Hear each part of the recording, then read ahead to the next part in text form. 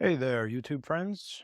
It's time for my daily latte. Figured I'd go through the steps, talking through each of the steps, because I know when I was learning how to make a latte on home coffee equipment, it was a challenge. There was a lot of trial and error, wasted a lot of shots. First, let's talk about the setup. This is a Oscar II Nuova Simonelli Italian machine. It's a beast. A very nice machine. Gets up to temperature and you can steam milk and pull your espresso shots at the same time, which is a really nice feature. And then I use a Eureka coffee grinder. You definitely don't want to use a blade grinder. This is a burr grinder. Also a very nice Italian machine. Very happy with this equipment. The trick to espresso is, aside from the equipment, you want a burr grinder and a decent espresso machine that's stable temperature-wise, and it's got good pressure. Equipment aside, you want to measure things, right? So the standard recipe for an espresso is 18 grams of coffee to 36 grams of espresso. So always use a scale, zero it out. It's in grams, and I just measure out 18 grams of beans.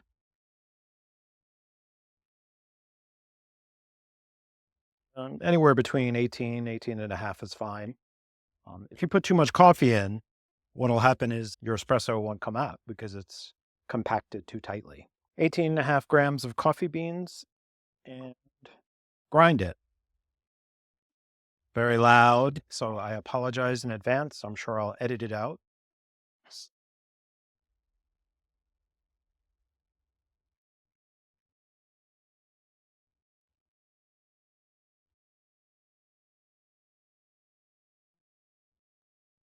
You may be asking what this is. It's a dosing cup. Works great with the any grinders. It kind of keeps the flyaway to a minimum because you're putting it up right up to the chute. Most people will take the group head and put it underneath the grinder, but then you get a lot of flyaway. So this keeps your mess to a minimum. So here's a dosing cup. Load it up.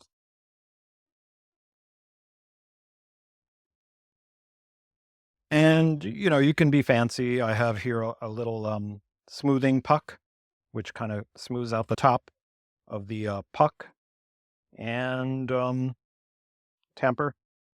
And I think a mistake most people make is they push too hard on this thing. And you can go crazy. They sell scales to tell you exactly how many pounds of pressure you're putting on it. Don't need to. Just a firm tamp, nothing too heavy. And you want to have a clear top without too much divots. And then you load it up in the espresso machine. Now, you keep your coffee cups on top of the espresso machine and you keep the bottoms to the machine because what that does is the heat that comes up from the machine warms your cup. So your espresso or your latte won't get cold too fast because it's gone into a cold cup. Another tip, your milk, I keep these in the freezer. So that keeps the milk cold as long as possible. I have another scale here, and this is for the actual coffee drink. And so I just put the coffee under there, wait for the scale to reset. It's at 0. I'm going to start the brew process, and you're shooting for 36 grams of espresso within 30 to 40 seconds.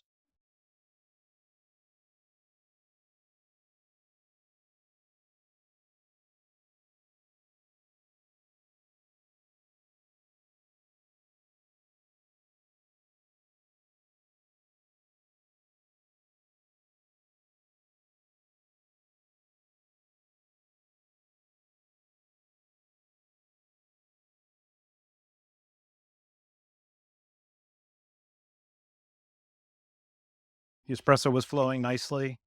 Time was acceptable. And I've got a nice crema on top, which is what you want. I just do a little swirl with the espresso. And while that's happening, I get the air bubbles out of the latte and the fun begins for latte art. Let's see what happens today. I'm very good at making garlic heads. Yep, look at that. Clearly, I am not ready to be teaching a latte art class, but it tastes the same, which is fine. Again, I hope this was helpful. I'm just going to repeat the steps. You need to start with a decent machine with some stable pressure and temperature. You want a burr grinder. You want to weigh your beans, 18 grams of beans, and that'll yield 36 grams of espresso. And you want to pull that anywhere between 20 and 30 seconds. If you've overfilled your basket, the espresso won't flow at all. And if you've underfilled it, then it'll come out too quick and you'll hit the 36 grams in 10 seconds. Probably can't taste the difference, but the recipe is what it is. Something else I want to cover is how important it is to clean your machine as soon as you can after you've pulled a shot. And for example, the steam wand, I used it to steam my milk. You want to have a moistened kitchen towel here, and you're going to get that milk off the steam wand, because if it cooks on there, it gets hard to get off.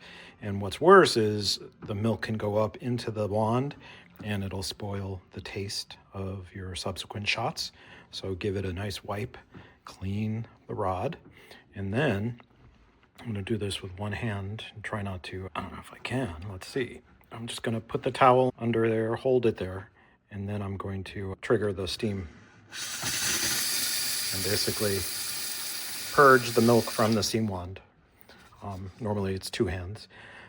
The coffee that's in the basket, less of an issue. Still better to clean it as soon as you can. Otherwise it turns into a very hard puck. So you're going to remove the basket from the group head and tamp it out. And you can see it's mostly clean. And for that, I use that brush there. I'll brush this clean, run a little bit of hot water through it, and then put it back in, and you're good to go. The main takeaway here is you want to clean that steam wand as soon as you can after you've pulled your shot. Hopefully that's helpful. This is my daily latte. I'm going to have a biscotti with it, and I'll see you in the next one.